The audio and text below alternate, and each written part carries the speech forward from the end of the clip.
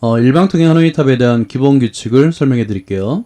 일반통행 하노이 탑은 영어로는 사이클릭 타워 오브 하노이라고 부르는데, 여기서 사이클릭이라고 부르는 이유는 우리가 보통 기본 하노이 탑에서 원판으로 옮기는 두 가지 규칙이 있었죠. 첫 번째가 한 번에 하나를 움직인다. 두 번째가 작은 원판이 큰 원판이 놓일 수 없다. 이 두 가지 규칙을 그대로 따르면서 여기에 새로운 규칙을 하나 추가해서 만든 거예요. 그건 뭐냐면 원판이 움직이는 방향을 한쪽 방향으로만 설정한 거예요. 그림에서 보듯이 기둥 A에 있는 원판이 움직일 수 있는 기둥은 기둥 B밖에 없는 거예요. 또 기둥 B에 있는 원판은 오직 기둥 C, 기둥 C에 있는 원판은 기둥 A로만 움직일 수 있는 거예요. 그래서 이렇게 원 모양으로 돈다래 가지고 이름을 사이클릭 타워 오브 하노이라고 붙인 거예요. 그래서 일방통행 하노이 탑을 연구하기 위해서는 우리가 보통 시중에서 할 수 있는 그 세 개의 기둥이 일자 모양으로 되어 있는 하노이 탑보다는 이렇게 그림에서 보는 것처럼 세 개의 기둥이 삼각형이 꼭지점 위치에 놓여 있는 이 삼각형 모양의 하노이 탑이 좀 편리하긴 한데요. 그렇다고 해서 그 하노이 탑을 별도로 살 필요는 없어요. 우리가 이제 흔히 볼 수 있는 일자형 모양, 기둥이 세 개의 기둥이 일자 모양으로 서 있는 일반적인 하노이 탑이잖아요. 그렇죠?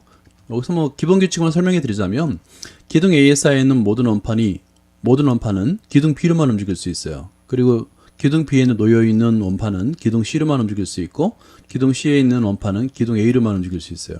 근데 이렇게 움직일 때 여기에 우리가 가지고 있는 기본적인 이런 하노이 탑을 가지고 원판을 움직이기가 좀 불편합니다. 그럴 때는 여러분이 이제 집에 있는 그 A4 종이나 아니면 연습장을 이용하면 돼요. 그래서 위에다가 일방통행 하노이 탑 이렇게 제목 하나 써놓고요. 그 다음에 그 세 개의 기둥인 A와 B와 C를 정삼각형의 꼭지점 위치에 적어놓고, 그 다음에 원판이 이동하게 되는 그 방향으로 화살표만 이렇게 만들어주면 일방통행 하노이 탑을 그대로 할 수 있어요. 그리고 종이 위에다가 원판을 올려놓고 이렇게 옮겨놓으면 됩니다. 그래서 일방통행 하노이 탑을 만드는 방법인데요. 굉장히 간단하죠. 그러니까 뭐 종이를 이용하면 돼요. 연습장의 정삼각형 모양으로 세 개의 기둥 A, B, C 위치를 잡고 원판의 이동 방향으로 화살표를 나타낸다. 그러면 끝난 거예요. 그리고 최소 이동에서 함수 표현에 대한 설명을 해드릴게요. 기둥 A에 있는 N개의 원판을 기둥 B로 옮기는 일방통행 하노이 탑의 최소 이동 횟수는 CTAB 3,n으로 표현할 거예요. 그래서 CT라는 것은 아까 말씀드린 대로 일방통행 하노이 탑의 이름은, 원래 이름은 사이클릭 타워 오브 하노이예요. 그래서 앞 글자, 머리 글자를 따가지고 CT라고 할게요. 그리고 이제 아마 눈치를 채셨겠지만 이게 원 모양으로 돌다 보니까 기둥 A에 있는 원판을 기둥 B로 옮길 때는 좀 쉬워요. 그런데 기둥 C로 옮기는 최소 이동 횟수, 즉 CTAC 3,n의 값은 그 값이 좀 큽니다.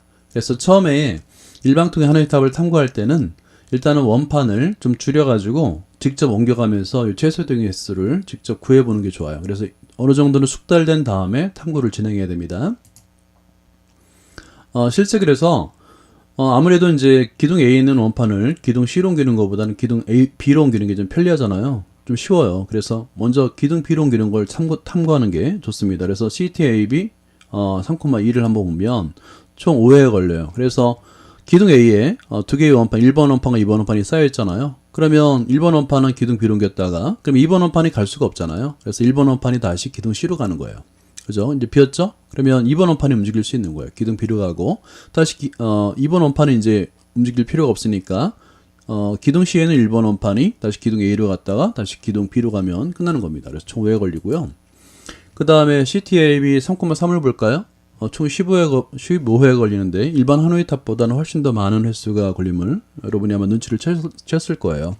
그래서 1회 때부터 차례대로 15회 때까지 움직이는데, 여기 일방통행 하노이 탑은 실제 일반 하노이 탑보다 원판을 실수하지 않고 최소 이동 횟수로 움직이는 게 좀 어렵습니다. 그래서 좀 연습이 좀 많이 필요해요. 그래서 원판의 개수가 하나일 때, 두 개일 때, 세 개일 때, 네 개일 때 늘려가면서 직접 최소 이동 횟수를 찾아보는 연습이 반드시 필요합니다. 결과적으로 최소 이동 횟수, 기둥 A에 있는 원판을 기둥 B로 옮기는 경우입니다. 이때 최소 이동 횟수 4개까지를 살펴보면 CTAB 3,1, 1일 땐 1입니다. 그 다음에 3,2일 때는 5, 그 다음에 3개 원판일 때는 15, 4개 원판일 때는 43인데요.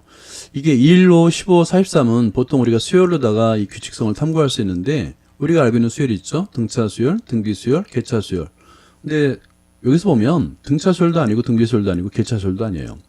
이 수열은 좀 어렵습니다. 실제 그 일방통의 하노이탑에서 하노이탑은 점화식으로 일반항을 구할 수 있는데 그 점화식이 고등학교 과정에서 배우는 풀 수 있는 그런 점화식이 아니에요.